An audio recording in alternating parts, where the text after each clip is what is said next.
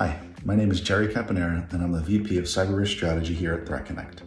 I'm excited to be here today with some of my colleagues to introduce you to ThreatConnect Risk Quantifier 5.0. We've been studying customer approaches and listening to our clients' experiences to better understand their needs when it comes to cyber risk quantification. We know that when security organizations can quantify cyber risk in financial terms, they provide themselves and their business a better understanding of risk and the ROI of security investments. The 4 new capabilities introduced in RQ 5.0, financial prioritization of vulnerabilities, new control frameworks for NIST CSF and CIS Top 20, WhatIf Analysis, and additional currencies continue to provide increased automation of cyber risk quantification with immediate value for companies that need to make strategic and tactical decisions when it comes to how to mitigate cyber risk. Vulnerability management has been around for a long time. Yet, even with the breadth and depth of the capabilities available, customers still struggle with how to prioritize CVEs for remediation. A common theme among most, if not all, of our customers is that they have thousands, and in some cases, tens of thousands, of unpatched vulnerabilities. RQ 5.0 is the industry's first product to prioritize CVEs by the financial risk they bring to the business. RQ 5.0 will let organizations prioritize CVEs that could lead to the greatest financial loss if an attacker succeeds.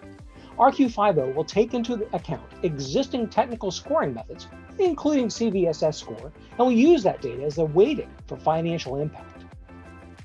The reality is that using a CVSS score, or really any technical score, doesn't provide business context to the risk the organization faces.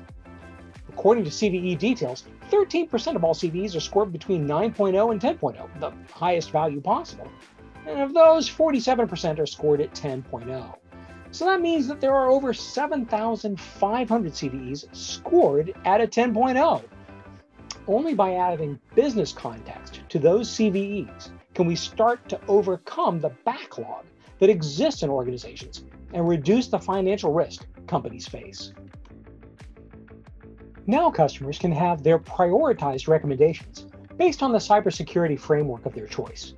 Risk Quantifier 5.0 now supports multiple frameworks that security teams use to measure their efforts against industry standards. Customers told us that they needed a way to map control maturity to industry frameworks of their choice, such as the NIST CSF, the CIS Top 20, and others. They also needed a way to identify gaps in their program and the risk it represented to the organization. Now customers can show the business solid numbers that support a prioritized list of recommendations based on the framework of their choice and their organization's tolerance for financial risk by application. Hey everyone, I'm Molly Slocum. I'm a solution architect for RQ here at ThreatConnect. In RQ 5.0, one of the feature releases is WhatIf Analysis. And this feature was really driven by our customers asking us questions like, what's the risk of us not being at our ideal security state? Are we spending our security budget in the right places? So what happens to our risk if we have to decrease security spending? If we increase our security budget, where should we spend that money? Simply put, they all wanted to know, is there a way to see what might happen without changing the baseline data? WhatIf Analysis is ultimately a sandbox that allows you to quickly model the impact of changes to your environment. So now organizations can see the impact of budget changes before making a decision, model what the addition of new entities would do to the business, such as mergers and acquisitions, or if you grant a security waiver to an application, knowing and communicating what the impact of the business is. Hi, I'm Morgane Smith, and I'm a Customer Success Manager of Risk here at ThreatConnect. Managing cyber risk in financial terms is a problem that organizations all around the globe have to deal with. Our customer base now runs all around the world, from Australia to the US to the UK and the rest of Europe. To support these organizations, we've added 2 new currencies to RQ, the Australian dollar and the euro.